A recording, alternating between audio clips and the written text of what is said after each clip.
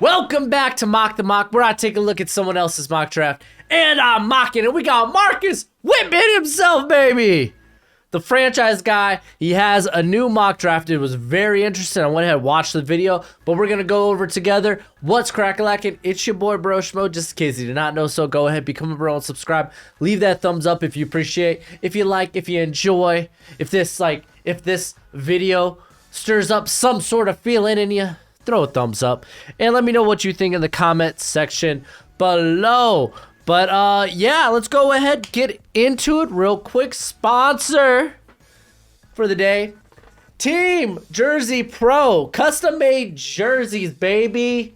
Custom made. Look, I even got my logo on there. Y'all spending hundreds of dollars to get these crap jerseys of guys who might not even be on your squad. Like Aaron Rodgers. How's that Green Bay Aaron Rodgers jersey probably treating you? I had a Dolphins Tannehill jersey. He in Tennessee doing better things. So why not make a custom jersey? You can do basketball, football, baseball. They legit. Let's get into it. Marcus did have a couple of trades in this. This is like hot and fresh after the Senior Bowl. So let's go ahead. Let's dive into it. He's got KT. This one blew my mind. I haven't seen KT in the first round in quite some time. He considers him the best player in this class. In terms of probably upside, I don't mind it. I don't mind this. Again, I'm kind of like okay with KT, Hutch, Evan Neal. If he is apparently your top guy, some have Charles Cross, some have Ikem Ekwonu. For me, Evan Neal would be the top, but I'm not opposed to this. So let's go ahead, take a gander at what happens with, I think the Detroit Lions make a trade. So they trade down to 4 and trade with the Jets at 2. I don't know if this is, I don't think we're going to see a trade in like the top 4, top 5. Like, I don't know, man. I don't think so. Because like the Jets, it feels like you're just kind of throwing picks to the wind to go up and get Hutch, which is a phenomenal prospect, but like you gave up a 3rd and a 4th to move up. Like,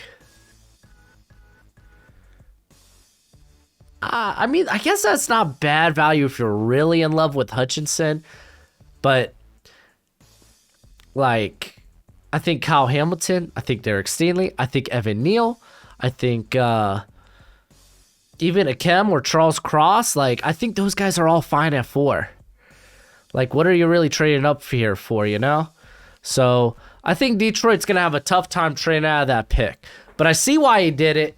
I see why he had Detroit traded out. So, but I think it'd just be a bit tougher than that. Let's go ahead to the next pick.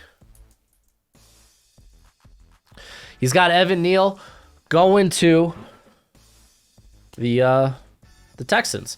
So KT, Aiden Hutch, Evan Neal.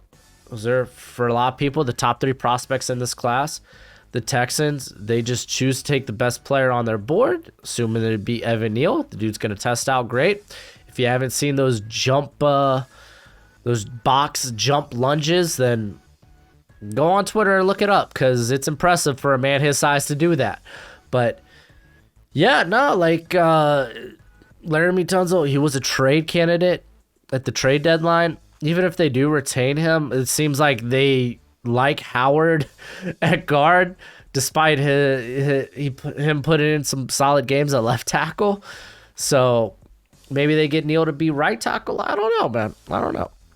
So we get the Detroit Lions. They get Kyle Hamilton. I get it. If the Lions are sold on Hamilton, it's going to be tough to take him here. Take him at 2. It feels better to trade back with a squad, maybe somewhere in the top 5. Even I don't think Carolina's trading up. They don't have the assets to do it anyway. But those teams in the top 5 may be willing to trade up. But I think that's just tough. I think if they want Kyle Hamilton, they're just going to have to take him at 2, and there'll be some scrutiny there. Like, oh, you're giving safety top 2 overall money. Like, if you're anticipating him to be the best prospect since at the safety position since Derwin James, then yeah, like, yeah, if you fall in love with him. So like, I kind of disagree with the trade. Well, no, I don't. I do disagree with the trade. I just don't see that being able to happen. But the idea, I think if they really love Kyle Hamilton, they're just gonna have to bite the bullet and take him at 2. That's just gonna have to be the case. All right, Ikem Ekwonu, the Giants, they get the sticky icky. I like it. They need offensive line help. All right. By the way, positional rankings should start to come out next week. All right. Oh, we have that's right. This is where I got the trade. So the Panthers traded with the Texans.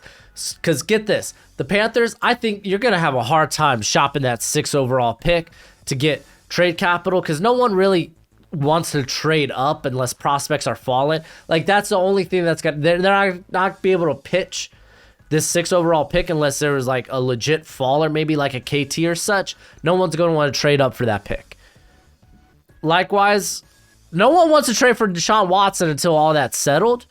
He's not like the hottest trade candidate, but maybe, like, I like the idea of like you pitch 2 firsts. Christian McCaffrey is essentially a first and a day 2 pick. Because remember, the Texans asking price initially for Deshaun Watson, 3 first rounders, 2 day 2 picks. So they also, I don't see Sam Darnold. Like, why would the Texans want Sam Darnold? He's a big it's a 5th-year contract, 5th-year option. Like, why would they want to take that? I imagine they would be taking that. That's why he's getting shelved in this trade. But picking up Charlie Heck would be kind of solid. But then it's kind of like, well, they got Evan Neal. Like, oh, well, no, he's going to the Panthers, Charlie Heck. He would be returned to Carolina because he's from North Carolina, if you don't remember. But, yeah, no, I mean, that's not a bad trade for the Panthers. Like, yeah, you don't have a first rounder next year, but you got your franchise quarterback. You were able to hold on to important day 2 picks in the 2023 draft. You already don't have a top 100 pick outside of that number 6 pick. So why not make that pick count? I would shelve 2 first rounders for Deshaun Watson. You might be like, Christian McCaffrey, though. What has he done for me lately? He's been hurt the last 2 years. If you're not new to the channel, you already know how I feel about running back value. Dolphins, they just hired a coach, Mike McDaniel, who's been getting by on day 3 running backs and journeymen. And they've had one of the better rushing attacks in all of the league. Don't come at me like with, oh, well, Derrick Henry. It's like Derrick Henry's like the exception to the rule. Where else do you see that in the league? Where else do you see a running back taking over? Well, there's Jonathan Taylor. Oh, yeah, I remember the playoff run that the Colts had this past year. No, it's the quarterback position. So if everything checks out with Deshaun Watson, you may not like the guy, but if everything checks out, he gets a clear bill to play, then yeah, no, he's going to get traded and it's going to cost something. So good on the Texans for being able to shop him. Good on the Panthers for getting a franchise quarterback. Because, like, honestly, that's what you're going to get at your 6th pick. If you're going to stay there at that pick 6, you might as well take a shot. Because you got nothing else in the top 100. All right. So, and I stole this from Marcus, by the way, in my draft. Because I saw it and I liked it so much because I was like, Panther fans are like, we should trade out of that pick. I was like, no one's trading up with you, though. No one. Oh, my gosh. Who do they get here? I think it's Derek Stingley. They get Derek Stingley. So they also, they are bereft. I don't know if that's a word, but I'm making it up. They have no talent at the cornerback position. Adding Derek Stingley would be clutch. Walking away from this class with Evan Neal, Derek Stingley, and essentially Christian McCaffrey. That's kind of legit. All right, let's go to the Giants pick. They go Tyler Linderbaum. They double dip. That's what I've been doing like the last month. with the Giants pick just because I like it. They said they're going to build that offensive line so they could get an accurate evaluation of DJ. So it just kind of makes sense that they might do this, especially with the limited cap space they have. All right, Atlanta Falcons.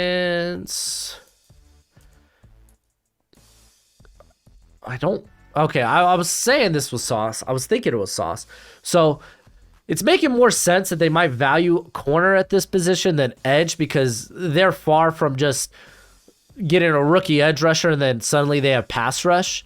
And with how deep the position is, they could go get a very good prospect on day 2.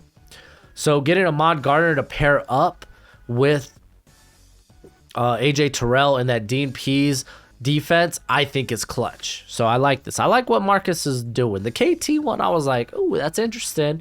There's so far outside of the Kyle Hamilton or the not the pick, but the trade with the Lions and the Jets, that just doesn't make sense to me. At least from the Jets perspective. But I've liked what he's done in this mock. The Broncos. Okay, I think he talks about quarterback here and why it might not come to fruition. And he goes with Daxon. Oh, he explains how vital the safety role is for what they're going to do defensively.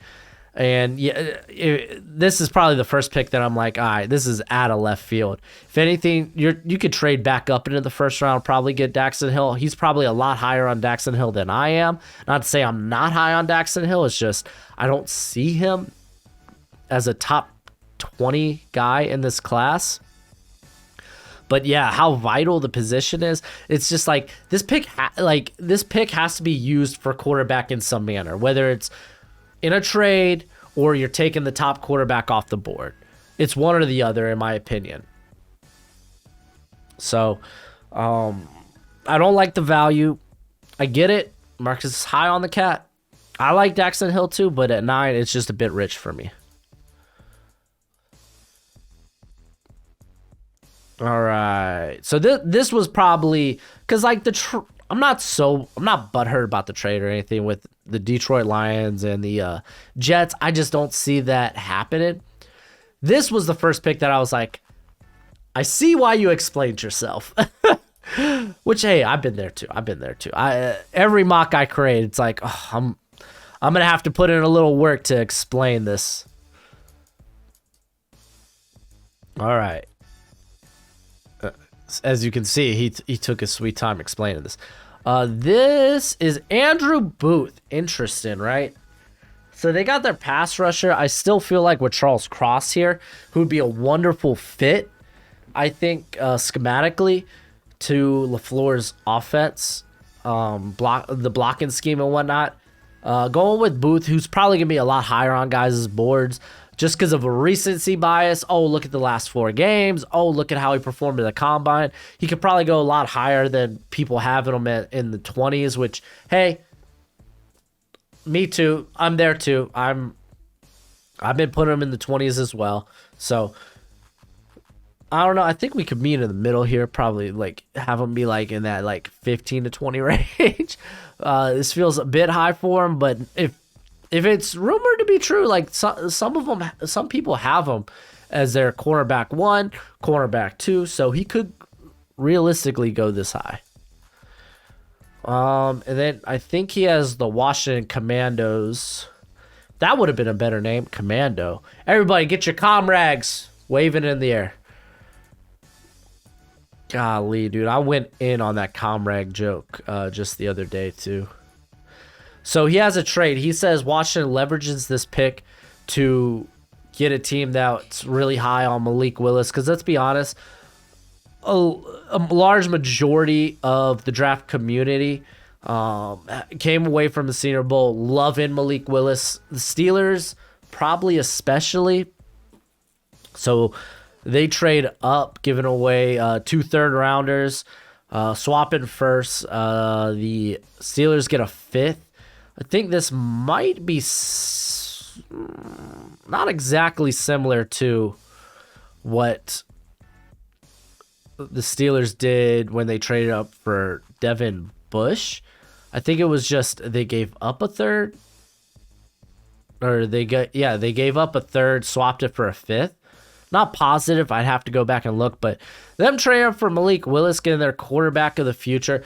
I do think the Steelers get their quarterback of the future in the draft. There's rumors that they really liked Desmond Ridder as well, so those could be two hot picks for Steelers fans. I also contemplated a trade up with the Jets in my mock for the Steelers, but I just couldn't find I couldn't find good trade value that I felt good about the Steelers giving away. I couldn't find where I was satisfied as the Jets making a trade. Like we could negotiate. That's a problem when you're negotiating with yourself. So they get Malik Willis here. I find it's believable. It's believable. Here's Marcus pumping up his Patreon. By the way, I got a Patreon. I'm currently in the process of adjusting my prospect rankings and readjusting my big board. If you want access to that, you can go check out my Patreon. Well, that's legit. I might do film studies on my Patreon now too.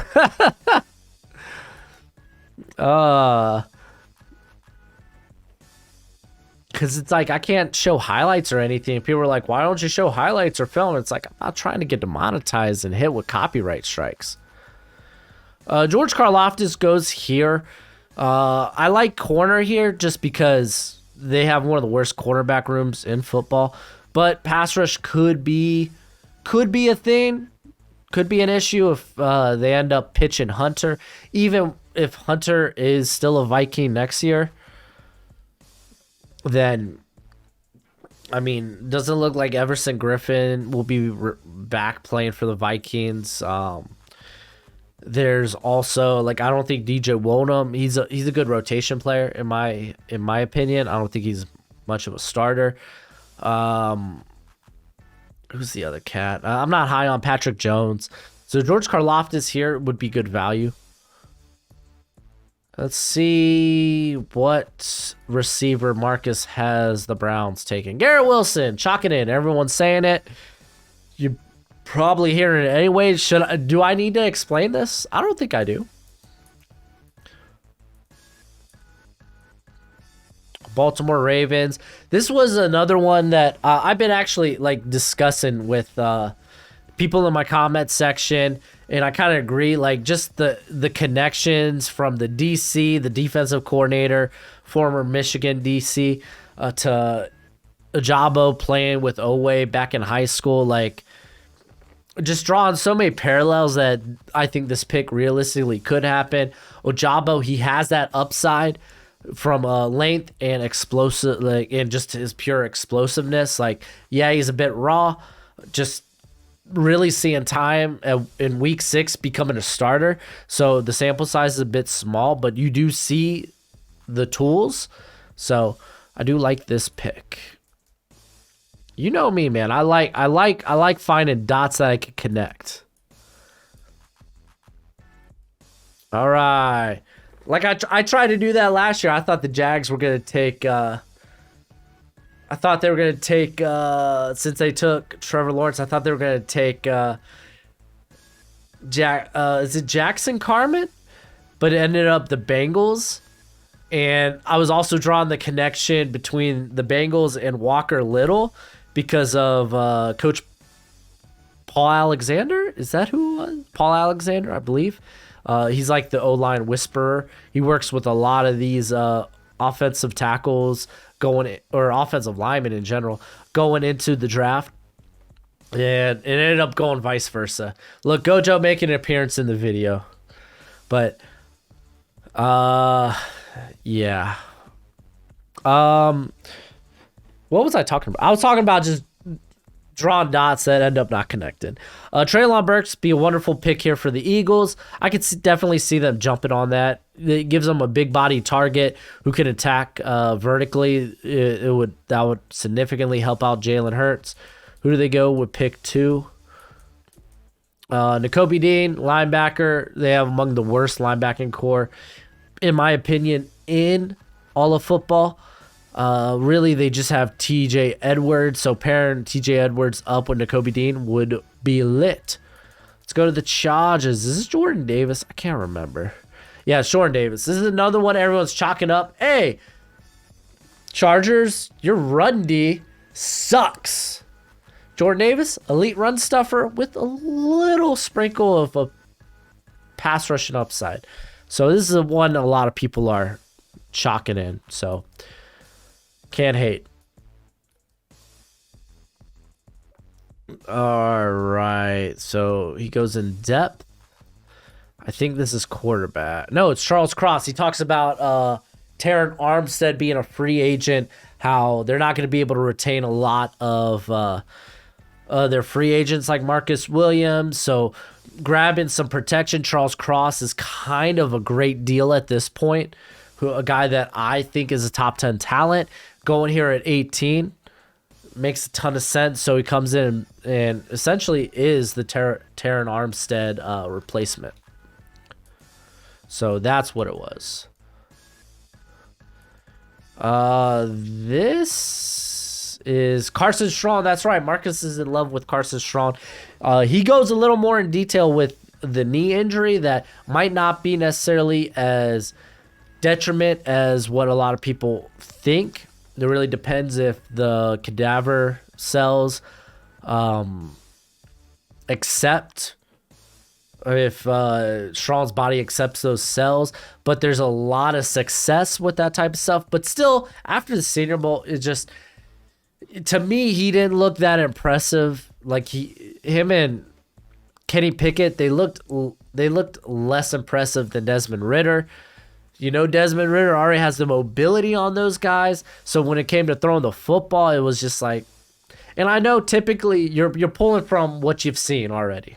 You know, you're pulling from the tape. And to be fair, Carson Strong's tape is very impressive. His arm talent's very impressive.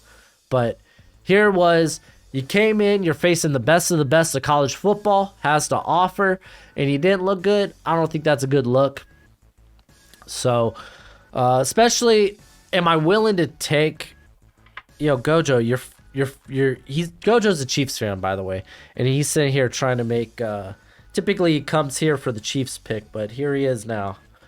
There it is, Gojo. My other dog, Akila, she doesn't care to be in my videos. Yeah, look at that. He loves that. Oh, yeah, he's dying. Oh, he loves that scratch. All right, you come back when the Chiefs are back on the clock, my friend.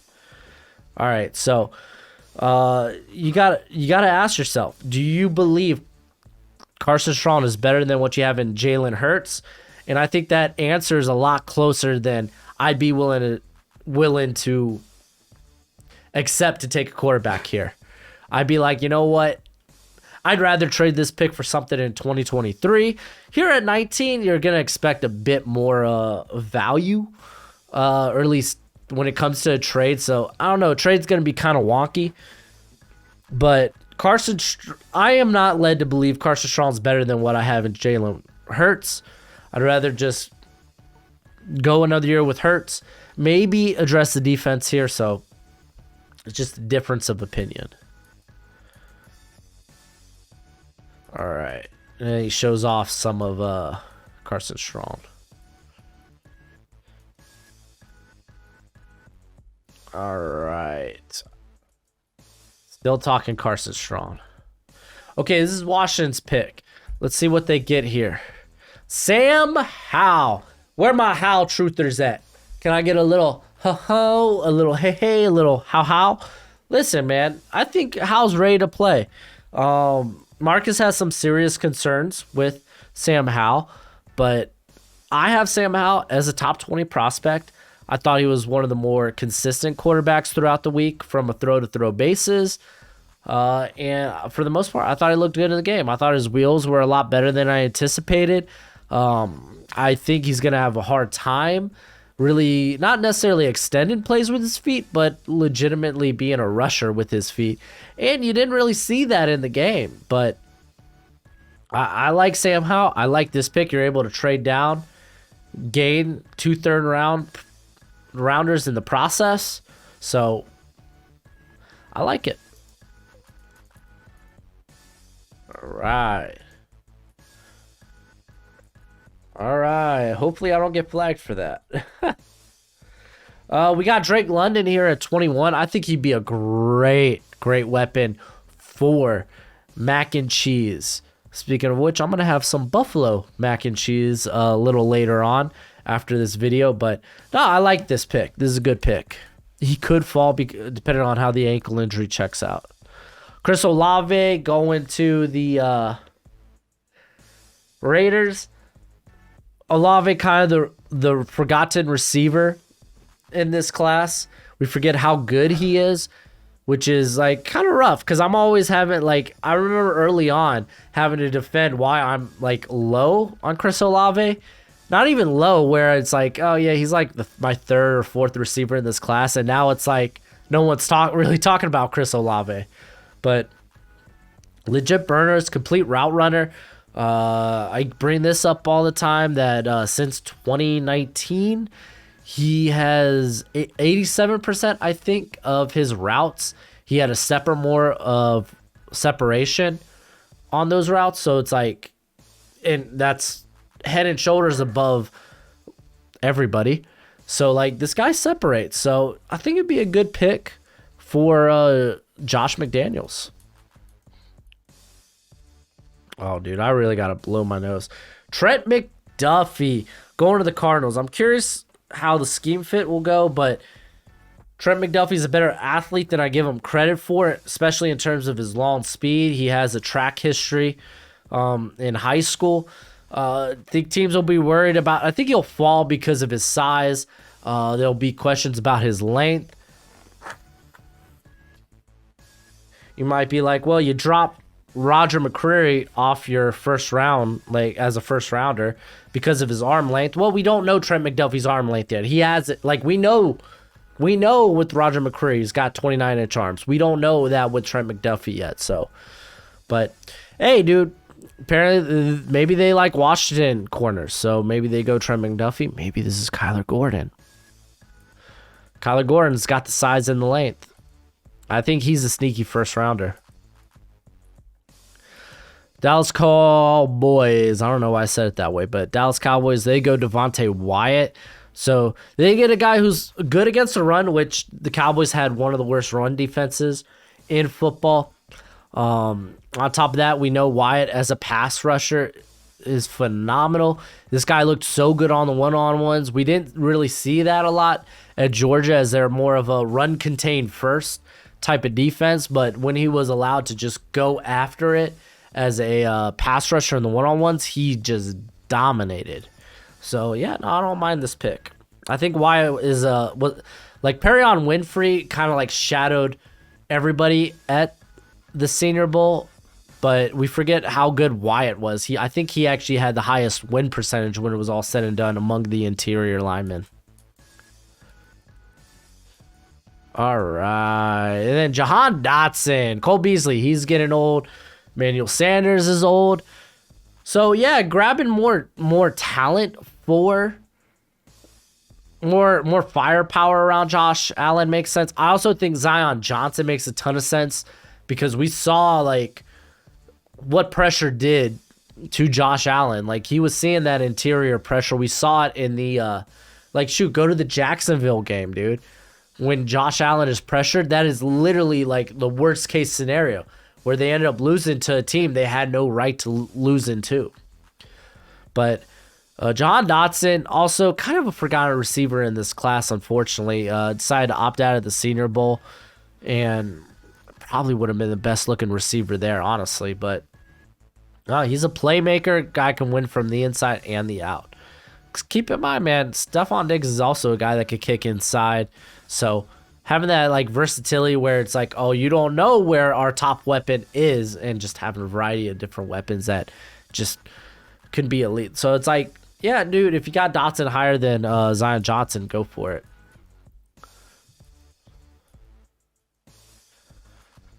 All right, what else? Tennessee Titans, George Pickens. This is like a replacement for Julio. We got Jameson Williams still on the board because I think they're gonna be looking for a more speedy vertical threat. That's why I wouldn't mind John Dotson at this pick either. Pickens just feels like more of just a replacement for Julio rather than someone that could complement him and AJ Brown's skill set. So I like Pickens. I think he's also a sneaky first rounder. Like, I really like him to the Dolphins, honestly. But yeah, I think I'd prefer to go with the vertical burner in Jameson Williams. Who's picking at 27? The Bucks, they go Kenny Pickett. People giving me crap because I'm firmly like Kenny Pickett. I think he falls out of the first round. I hate the Burrow comparisons. Burrow had bigger hands. No one in the NFL in the modern era has played with sub 9-inch hands aside from Michael Vick. Kenny Pickett ain't Michael Vick. We saw Kenny Pickett struggle when weather wasn't on his side during the Senior Bowl he had a fumble, a muff snap. He didn't throw with zip. He didn't throw. He threw probably the ugliest looking balls. They were wobbly. And it's like, oh, he's played in bad weather before. Yeah, but also, like, when we get to the Burrow comparison, Burrow had, like, elite accuracy, great anticipation. Pickett, I would say, is maybe above average in that regard. And then they're like, well, they both are one-year wonders. It's like, well, Burrow sat behind, like, great talent there at Ohio State and ended up transferring, while Pickett had 2.5 years of mediocre play. Like, it's a little different. The comparison isn't, like, one for one, you know?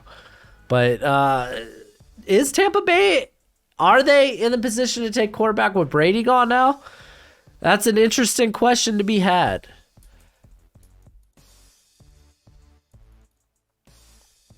Are we going to show the fake slide? All right, Jermaine Johnson coming off the board at 28. I think he goes top 20. Again, based on, like, he was by far the best player there at the Senior Bowl. Is he a guy that offers you, like, elite upside? Not necessarily, but he's the guy that's going to come in and do his job. He looked like a guy that could start on an NFL field tomorrow. That'd be good for the Packers. They are likely losing the Smith brothers. No blood relation, but the Smith brothers. So adding more pass rush there with Rashawn Gary is a possibility. All right, 29. What do you do for my Dolphins? I really think it's tackle, so I'm about to flip my lid. Trevor Penning. Listen, I hope the Dolphins go in on the offensive line in free agency. If you grab a Trevor Penning, which I get at this point, you got Jameson Williams. I'd be tempted to take that, but I really do think they need to add more firepower for Tua. But Trevor Penning is a guy that cannot start right off the bat. The NFL may love his mentality, but this guy lost a lot of one-on-ones. How he distributes his weight, it's inconsistent. He should have a much heavier anchor than he showed in one-on-ones. And if you're going to start him right away, it'd be on the inside at guard. I won't want to start this guy from the get-go at tackle. He was one of the more penalized tackles, offensive linemen in the FCS. And you saw that. Like, this guy's going to draw as many flags as he creates himself or commits. So I'm not in love with Penning here as an option for the Dolphins. Just not. The Chiefs, Jameson Williams. Oh, wow. More speed for the Chiefs. This team needs defense. They have significant free agents in the secondary, and Ward and the Honey Badger. They have Melvin Ingram's a significant free agent, which I see him coming back, but you also have the J.R. Smith of the NFL in Frank Clark. Though J.R. Smith was never really during his career as grossly overpaid as Frank Clark is. So I might be going edge at this point. I don't think you need necessarily grab a receiver here if you're the Chiefs.